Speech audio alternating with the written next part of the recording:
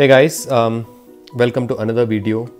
So this video is a follow-up from my first video, which is around the business aspect of the comic book industry, right?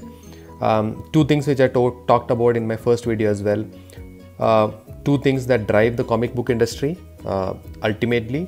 One is the total sales or revenue, and two is the profit that they earn from it. Now, this set of videos are to explain to you the different things they do to sell more comics, right? And these are some things which once I explain to you, you will be able to connect it very easily because it's very apparent, right? But the thing is, they do it in a very subtle manner, so not that everyone else will actively think about the way they sell comics, right? So today, today I want to tell you about something that is driving a lot of comic book sales all across the world, and that is around covers, right? So it's comic book covers.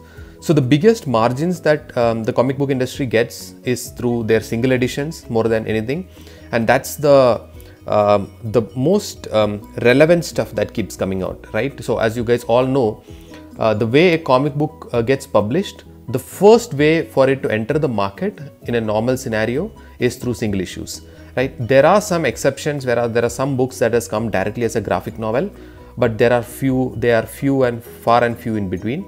Most of it first come as single issues and then they go into the other formats, right? Now, when I talk about covers, what makes covers so intriguing, right? Because covers are the essence of all single issue comics, right? So if you are a fan and you just want to read the story of your favorite superheroes, you can very well go and do it in trade paperbacks or absolutes or omnibuy or any of those. You just need to wait for some time for those to come out. That's all. But still, people are, especially the comic fanatics, they're crazy about single issues. They collect it in bulk loads. I have like 2 long boxes and 6-7 short boxes filled with single issues. Why am I doing it? The reason is the covers gives you the display value, right? And that's something which you look at a comic book. You may not buy it just for the comic story. You will also buy it for the legendary covers.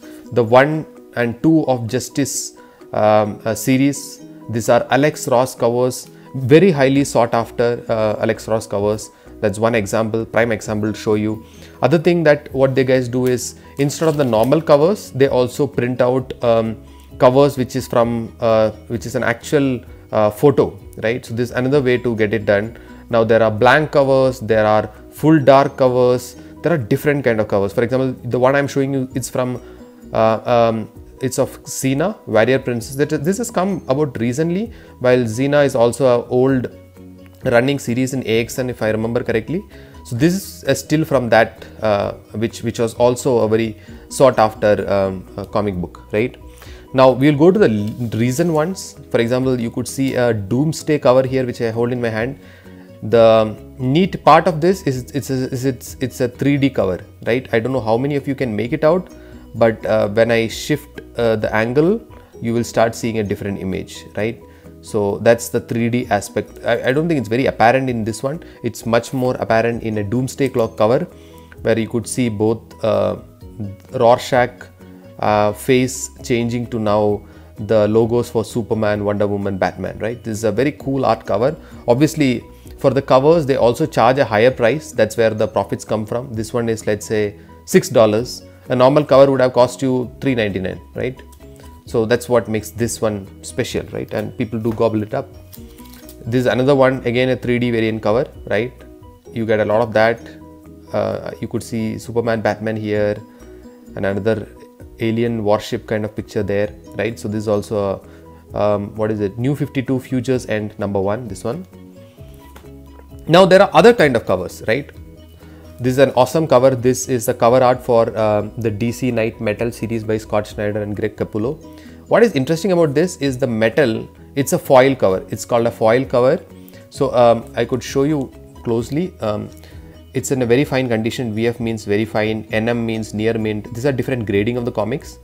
So they clearly call it out that this is a foil stamped cover. Now there are some covers in which the entire cover is only it's a foil look, which gives the aluminum foil look. That's why it's called foil cover, right?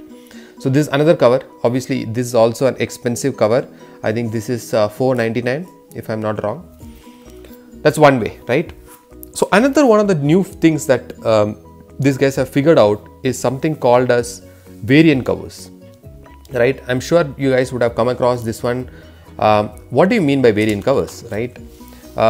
So in variant cover, for example, nowadays they come with the stamp which says that it's a variant cover. So this one is a variant cover. It's a beautiful cover, by the way, no question.